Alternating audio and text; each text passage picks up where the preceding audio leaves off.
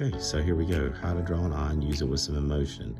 This is going to be a pretty much straightforward video. I'm going to use some examples here, but I want to get into the mindset of what you need to think about while drawing it. Okay, let's get started. All right, so the first part is your anatomy of the eye, and this is something that every artist should think about, is the down to the very basic part is your skull. And you have your cheekbone there, which is, it doesn't necessarily go into the eye part. That's more of the portrait part. But this part here is your eye cavity, and your eye sits right into that, just like that. And when that does that, it gives you an idea of proportion for one, but also kind of an idea that it is a ball. It is a sphere shape and something that you need to consider. The second part is also your musculature of the eye. You've got your outside muscles, which control a little bit of emotion with like the eyebrow. There's another 7 muscles that are kind of above that as well. But then what you really want to focus on is this inside muscles, which is your eyelids, basically, your upper and lower portion. And finally, you're getting the outside results of what you're seeing on the outside. So real quick, here's a basic construct of the eye. You have your cavity part of the skull. You have your eyeball that sits right in the middle of it. And of course, there's some muscle that kind of goes around there, but we won't get into that. And then, of course, you got your eyelid that goes around, okay? And then this upper portion is your eyebrow, okay? And this is kind of basically what I think about. I don't necessarily draw it out like that every time, but this is something that is something you would need to think about when drawing an eye, and not just going into the delusion that it's just a football shape. So something about the eyes that makes it so expressive is 2 things you need to think about. One is your eyelids, and the other part is your eyebrows. And those things make the difference. So when it's relaxed, you've got this more basic shape look. It looks like that. And it looks calm. It looks very cool and collective, if you may. And that's pleasant. That's nice, okay? Nothing wrong with that.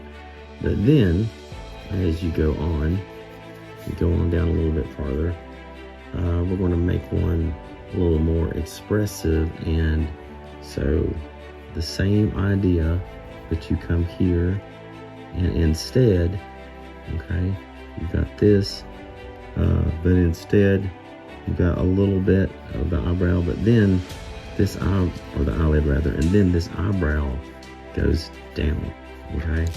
It goes down, and that's where those muscles come in to give it that expression.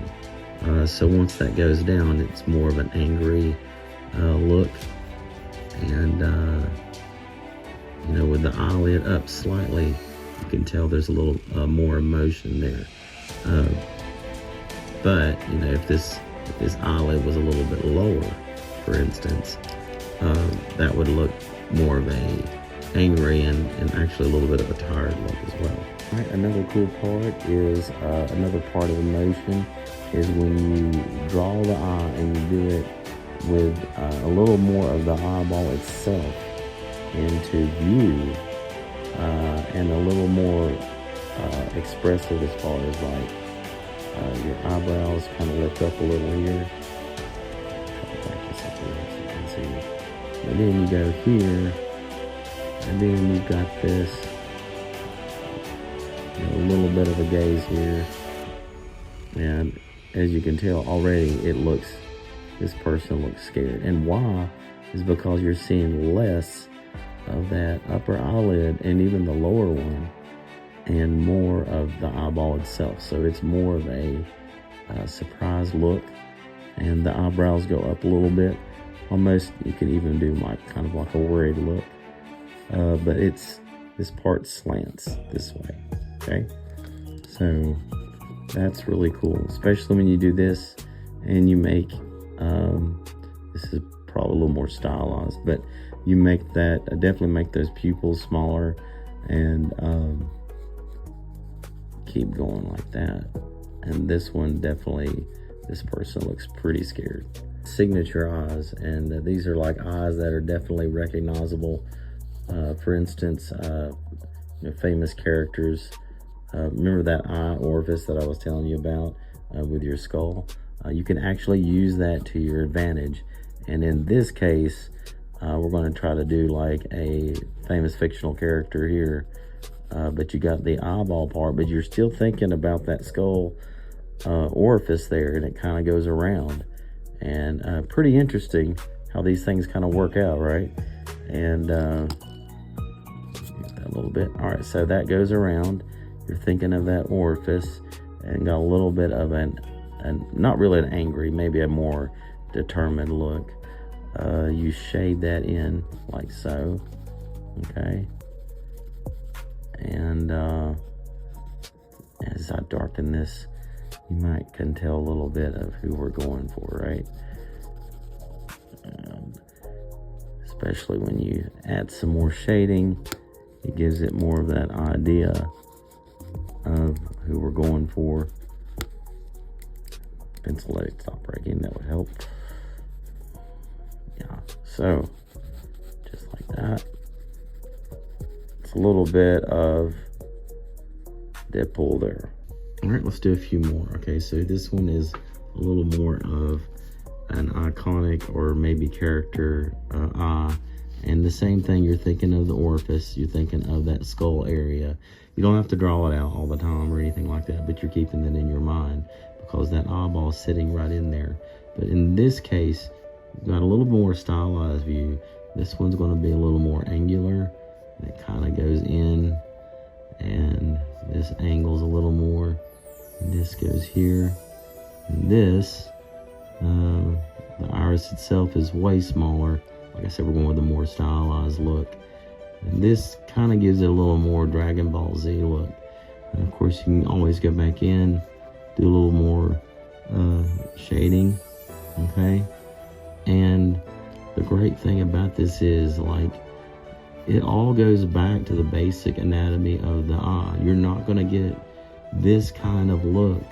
You know, you could copy it, and there's nothing wrong with that because you're learning. But you really want to understand what's going on, because then you can, add some, your own kind of flair to the drawing itself. But yeah, that's pretty cool as well. Same principle. You got your skull orifice, but this one is definitely should be recognizable. All right, I want to kind of do this a little bit in my own style here, but it kind of goes up and angles, and then kind of goes a little bit like that. But anyway, and what's neat about this, obviously, if you've kind of figured out who we're drawing here,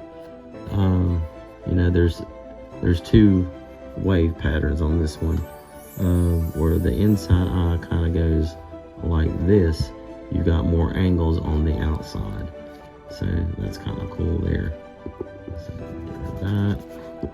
So going back to this, so you can angle it,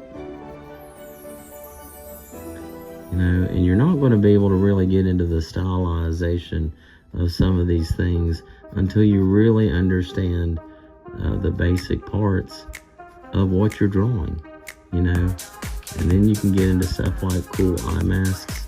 This one, which I'm thinking a little more Spider-Man could be added there, but that's cool. So we just kind of shade this in real quick like, and that kind of gives it, it could be another character as well, but it looks a little bit of iconic Spidey. Okay, this last one I want to kind of share with you, and this is probably one of my favorite types of eyes to draw, but it's going with that same idea, the orifice, all that's around. I'm not really concerned about it, but I'm thinking that in my mind, okay? And so going with the sort of the almond shape style eyes, which is my absolute favorite. I love it. I don't know, it's just a nice shape. And then kind of going in, and and I'm thinking about all these, of course, like the proportion wise and stuff like that. But just kind of even looking to the side, there's an expression as well. And, a little bit of eyelash there on the top and bottom. And I mean, if this looks easy, or I'm making that look easy, I've drawn quite a few of these, and haven't got tired of it yet. So, and then you got your pupils, and then you got this is these white parts are your highlighted area. And if you also think of it this way, this upper lid, it works like a hood. I mean, it's kind of it's almost like a little bit of an awning, if you know what that is, but it's kind of like a hood part, and it gives this part right here a little bit of shadow. So when you start getting into the shadow part, then you can start doing this right here, which darkens the top part of your iris, gives it more depth, gives it a more three-dimensional look, which is definitely what you want to go for. But again, you wouldn't think that if you wouldn't think about the cavity of the skull, and how that sits inside. And even this area in between the eye and the eyebrow, you've got some shaded area of where if the light source is coming down, it's still going to be shaded right underneath because the eye sits in there. All right, so I hope that helps. I hope that gives you guys some inspiration to draw. Eyes are so cool to draw, and they're so expressive. You could just honestly fill up a whole page of these things and not get tired of it. But there you go. Hope that helps, and I will see you guys later.